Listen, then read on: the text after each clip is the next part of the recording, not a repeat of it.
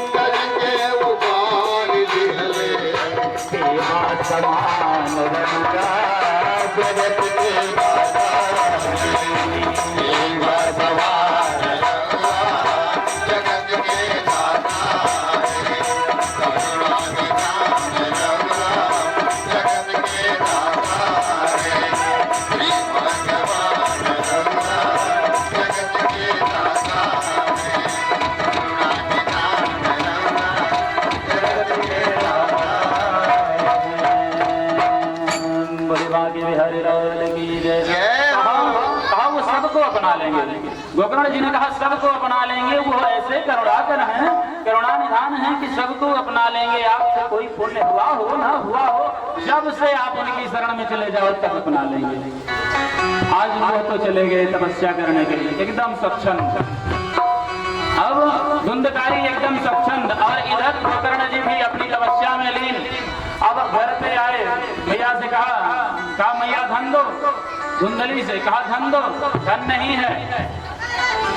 गले का मंगल सूत्र जो था वो भी छीन लिया, छीन करके धक्का दे दिया। धुंधली को दुख हुआ, वो गई और कुएं में कूद करके अपने प्राणों को समाप्त कर दिया। अब जब धुंधली भी नहीं रही तो एकदम पूर्ण स्वतंत्र वो 5 वेश्याओं को लेकर के आ गया और घर में रहने लगा। भैया 5 वेश्याएं, बड़ी ही गड़बड़ और सभी लोग 5 वेश्याओं के चक्कर में पड़े हैं। यहाँ पर भी जो है लगभग सब 5 वेश्याओं के चक्कर में हैं। लगभग कोई बचा हो तो अलग की बात है। कौन सी? हमारी घ्राणेंद्रिय। हम आप हमेशा यह चाहते हैं कि हमको सूंघने के लिए बहुत अच्छी चीज ही या हमारी प्रिय ही हो, चाहे सूंघने में अच्छा लगे चाहे वो नुकसान ही करे, लेकिन उसको सूंघना चाहते हैं। वो घ्राणेंद्रिय और हमारी स्पर्श इंद्रियां, जो हम स्पर्श करना चाहते हैं, हम चाहते हैं कि जिसको हम स्पर्श करें वहां से भी हमें सुख मिले, या हमेशा डल्लक करते चाहते हैं। जो भी स्पर्श करें वो स्पर्श करने वाला कोमल हो, स्पर्श इंद्रियों के वश में है। ये भी एक प्रकार की, अगर हम इसके वश में हो गए तो यह वेश्या का ही कार्य कर रही है। अगर इन चीजों के हम वश में नहीं रहेंगे तो वेश्या के पास नहीं जाएंगे। वेश्याओं के पास इसी की पूर्ति हेतु व्यक्ति जाता है। और हमारी दृष्टि इंद्रिय, हमारी जो देखने के लिए आंखें हैं, यह भी हमेशा वही देखना, कभी कभी कुछ चीजें ऐसा देखना पसंद करती हैं जो देखने से हमें नुकसान है या फिर पाप लगता है। जैसे अभी यहीं पर कथा श्रोताओं की बात कर ली जाए तो इतने लोग बैठे हैं, लेकिन अभी यही एक ठुमका लगाने वाली आ गई होती तो देखने वाले लाइन लगा के शायद जगह ही न रहती। तो ये दृश्य इंद्रियां जो हैं ये हमेशा वही देखना चाहती हैं। तो यह भी इसके जो वशीभूत हो गया एक वेश्या, ये भी वैश्यागमन का साधन है। और स्वाद इंद्रिय, जिह्वा आज वही चाहती है जो हमें रुचिकर हो, लेकिन उससे हानि भी होती है। कभी कभी कुछ चीजें हम इतना खाने लगते हैं बाद में उससे रोगी होते हैं। हाँ, ये भी एक गलती ही है। और हमारी श्रवण इंद्रियां अपना प्रिय देखने में जो हमारी बड़ाई ही सुनना पसंद करते हैं। कोई ये नहीं सोचता कि मुझे सत्य बोलने वाला मुझे कुछ मिले, हमारी प्रशंसा करने वाला मिले, ये सब चाहते हैं। लेकिन कोई कड़ुआ वचन कह के समझाए ये कोई पसंद नहीं करता। यह भी एक इंद्रिय जो है यह भी वेश्याओं के पास जाने का साधन बनती है। इसलिए इससे दूर रहना चाहिए। इसी के कारण, इन्हीं 5 चीजों के कारण व्यक्ति वेश्यावृत्ति करता है। तो आज 5 वेश्याओं को, 5 इंद्रियों के कारण 5 वेश्याओं को लेकर के घर में आया और रहने लगा। लेकिन धन खत्म, जो भी ले आए वेश्याओं को जब तक धन मिल रहा है तब तक साथ हैं। जिस दिन धन खत्म साथ छूट जाएगा। एक दिन संयोगवश अंधकारी ने बहुत सारा धन चोरी करके लाया और ले आया, दिया, बताया, पूछी वेश्याएं कहाँ से? कहा राजा के यहाँ चोरी किया हूँ। वेश्याओं ने सोचा अगर पकड़े गए तो जेल में चक्की पीसनी पड़ेगी, कारागार में डाल दिया जाएगा। कहा बड़े प्रेम से, कहा अरे आप हमारे लिए इतना करते हो, हम आपकी सेवा नहीं करते हैं, आज आपकी सेवा करने की बड़ी इच्छा हो रही है। कहा अति उत्तम, आज सेवा भाव जागा है। कैसी सेवा? कहा एक काम करो, आप चारपाई पे लेट जाओ, हम मालिश करेंगे। 5 मालिश करेंगे। चारपाई पे लेटाया और लेटा करके एक रस्सी लेके आई। कहा रस्सी क्या करोगे? कहा हम ज्यादा देर मालिश मान लिए करने लगे तो आप कहते हो हमें गुदगुदी लग रही, भागने लगोगे, इसलिए बांध देंगे, आपकी विधिवत सेवा करेंगे। और रस्सी से बांध दिया। और उसके बाद में जब रस्सी से बांध दिया तो उठाई बगल का बढ़िया 1.5 हाथ का डंडा, हाँ ऐसे पड़ने लगा और लगा वो चिल्लाने। जब चिल्लाने लगा तो प्राण नहीं निकल रहा, चिल्लाने लगा तो बगल में एक लकड़ी जल रही थी, आग की लकड़ी जल रही, तो उसके अंगारे लिया और अंगारे लेके आई वो वेश्याएं, उसके मुख में डाल दिया कि अब चिल्लाओ। और उन्हीं अंगारों के साथ उसके प्राण पखेरु उड़ गए। जब प्राण पखेरु उड़ गए अंधकारी, और उसको वहीं दफन वफन किया, सारा धन लेकर के रफूचट कर हो गई। हाँ, अब धन लेकर के भाग जो वेश्याएं, जब तक धन है तब तक साथ है। और चली गई। ये गोकर्ण को पता चला, गोकर्ण आया, सबसे श्राद्ध इत्यादि किया, मैया की भी, भाई की भी। उसके बाद गया इत्यादि श्राद्ध करके आए, गया श्राद्ध करके आए और रात्रि में घर में विश्राम कर रहे हैं। तब तक एक जीव रात्रि में, मध्य रात्रि में आया। देखते ही देखते भयानक रूप, और वो भयानक रूप देखते ही देखते सिंह, हाथी इत्यादि कई रूप बदला। कई रूपों से बदलते बदलते मानव रूप में धुंधला धुंधला आया, लेकिन कुछ बोल नहीं पा रहा है, कुछ बोल नहीं पा रहा है। तो फिर श्री गोकर्ण जी ने हाथ में कमंडल का जल लिया और मंत्रित किया, उसके ऊपर फेंका। समझ गए, ये कोई प्रेत योनि में फेंका। और फेंका, क्यों नहीं बोल पा रहा है? क्योंकि उसके मुख में अग्नि गई थी, तो उसको आज भी आभास हो रहा है कि मेरा गला जल रहा है। तो बोलने में समर्थशाली नहीं। जब जल पड़ा, अभिमंत्रित जल, संत का जल, तो वह बोलने लगा। क्या? कहा तुम कौन हो? गोकर्ण ने पूछा तुम कौन? तो अपना परिचय देता, अहम भ्राता त्वदीयोऽस्मि, कहा मैं आपका भाई हूँ। धुंधकारेति नामतः, और धुंधकारी मेरा नाम है। स्वकीयेनैव दोषेण ब्रह्मत्वं नाशितं मया, का अपने दोष के कारण मैंने ब्रह्मत्व का नाश किया है और प्रेत योनि को प्राप्त किया, मैं प्रेत हो गया। धुंधकारी की बात सुनकर के गोकर्ण जी ने कहा मैंने तो आप का गया में श्राद्ध किया। कहा तदर्थम तो गया पिंडो मया दत्तो विधानतः, कहा आपके लिए मैंने गया में विधि विधान से पिंडदान किया। और कहा जाता है गया में कोई जाए और पैर से भी जल दे दे तो उसके प्रियजनों का कल्याण हो जाता है, लेकिन आपका कल्याण क्यों नहीं हुआ? कहा मैं वीआईपी प्रेत हूँ, साधारण थोड़ी हूँ। अरे साधारणों का हो जाता होगा, मैं वीआईपी प्रेत हूँ। वीआईपी कैसे? कहा एक बार गया नहीं 100 बार जाओ। कहा गया में मेरी मुक्ति नहीं होगी। गया श्राद्धं सतेनापि, एक बार नहीं 100 बार जाओ। मुक्तिर में न भविष्यति, मेरी मुक्ति नहीं होगी। उपायम अपरम कंचित तम विचारय सांप्रतम, कुछ दूसरा उपाय, इसके ऊपर वाला उपाय। अब रात्रि भर सोच, कहा अच्छा काम करो अभी जाओ, सोचता हूँ। रात्रि भर सोचते सोचते रात्रि बीत गई। सुबह उठे, सूर्य भगवान की तपस्या किया, सूर्य भगवान की आराधना करके सूर्य अर्घ दिया, उनसे आदेश लिया। सूर्य भगवान को प्रसन्न करके उनसे पूछा कि मेरे भाई की मुक्ति कैसे होगी? भाई की मुक्ति का साधन सूर्य ने बताया कि भागवत से मुक्ति होगी। आज वही भागवत के लिए 7 दिन का एक ब्राह्मण को मुख्य यजमान के रूप में बैठाया गया 7 दिन के लिए, और उनके लिए आसन दिया गया। एक 7 गांठ का बांस, कहा इसमें निवास करो। वो प्रेत स्वरूप जाकर के उस सप्त ग्रंथि में निवास करने लगा। कथा प्रारंभ हुई। कथा जब प्रारंभ हुई तो स्थिति क्या हुई कि वैष्णवं ब्राह्मणं मुख्य श्रोतारं परिकल्प्य सह, मुख्य श्रोता जो ब्राह्मण थे, लेकिन प्रथम अस्कंधतः अस्पृष्ट्यमाख्यानं धेनुजो करात्। आज कथा प्रारंभ हो गई है और उससे हो क्या रहा है? दिनांते रक्षिता गाथा तदा चित्रं बभूवः वंशैक ग्रंथि वेदो अभूत शब्द पश्यताम सताम।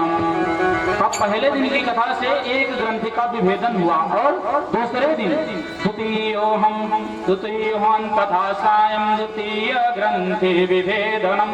दूसरे दिन दूसरी ग्रंथि का, तीसरे दिन तीसरी का, चौथे दिन चौथी का, 5वें दिन 5वीं का, 6वें दिन 6वीं का, 7वें दिन 7वीं ग्रंथि का विभेदन हो गया। 7वीं ग्रंथि फट गई। ये 7 ग्रंथियां हमारे अंदर भी हैं। लोभ मोह माया मत्सर गर्व इत्यादि, हमको भी इसका परित्याग करना चाहिए। कथा सुने तो इसका परित्याग करना चाहिए।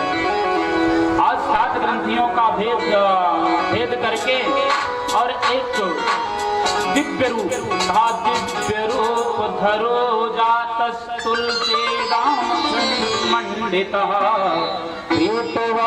घनश्याम मुकुटि कुंडलान्वितः।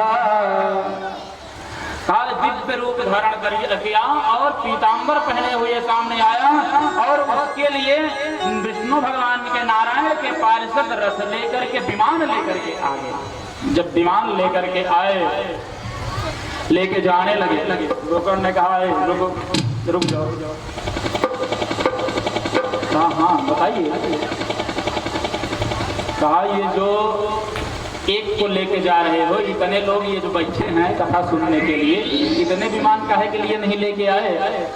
अत्रैव बहवः हसन्ति श्रोतारो मम निर्मला आनीतिवृता अभिमानानि सतेषां युगपत्कृतः। सबके लिए इतने लोग थे, इतने विमान लेके आना था, सबको लेके चलते, एक को लेके काहे को जा रहे हो? तो हरिदासों ने कहा श्रवणस्य विभेदनम फलभेदो अत्र संस्थितः श्रवणं तु कृतं सर्वैर्न तथा मननं कृतं। कहा सुनने में भी भेद होता है, सुनने की स्थिति कोई, जैसे पूर्व में बताया मैंने, कोई सोता है, कोई श्रोता होता है, कोई सोता, कोई सरवता, तो सुनने में भी भेद होता है। तो यह दत्तचित्त होकर के सुना, मनन किया, इसलिए इसके लिए। और भागवत जी जो है वो वांछा कल्पतरु है, जैसे जो कल्पना करता है उसको वही मिलता है। इसने मोक्ष की कल्पना की, अन्य ने मोक्ष की कल्पना की। आज यह सुन करके कहा हम फिर से भागवत प्रारंभ करेंगे। और फिर से जब भागवत हुई श्रावण के महीने में, पुनः भागवत हुई, तो अब की बार पार्षद नहीं आए। कहा श्रावण मासे मासिको करुणः तथा मूचे तथा पुनः। कहा एक बार तो इनको लेके गए हो तो मैं फिर से करूंगा, अब की बार सब लोग मोक्ष की कामना करेंगे और सब लोग जितने गांव के बंधु हैं सब मोक्ष की कामना है। तो ये आषाढ़ में हुए तो अगले महीने सावन में फिर से कथा प्रारंभ। और सब लोग जब कथा हो गई तो कहा सप्त्र रात्रिवतीं भूयः श्रवणं तैकृतः पुनः।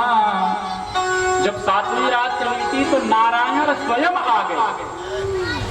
बोलिए नारायण भगवान की। और शंख ध्वनि, पांचजन्य शंख से शंख ध्वनि कर दिया। पांचजन्य ध्वनि चक्रे, पांचजन्य शंख की ध्वनि हुई। पांचजन्य ध्वनि चक्रे हर्षात् स्वयं हरिः गोकर्णः तु समालिंग्यं आचरो सदृशं हरिः। पांचजन्य शंख की ध्वनि के बाद हर्ष पूर्वक भगवान ने गोकर्ण को अपने आलिंगन में ले लिया, अपने हृदय से लगा लिया और समस्त वहां के ग्रामवासियों के लिए, समस्त ग्रामवासी जितने थे समस्त ग्रामवासियों को विमान पर बैठाया और विमान पर बैठा करके कहाँ चल दिए? अपने धाम को। ये किसके प्रभाव से?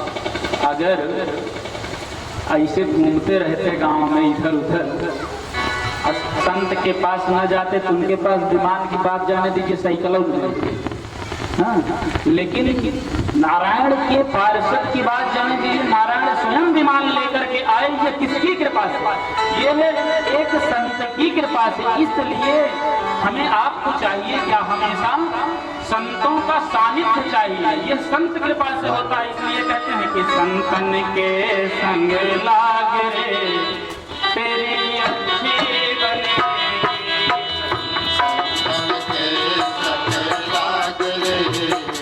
तेरी अच्छी बनेगी। संतन के संग लाग रे तेरी अच्छी बनेगी। तेरी बिगड़ी बनेगी।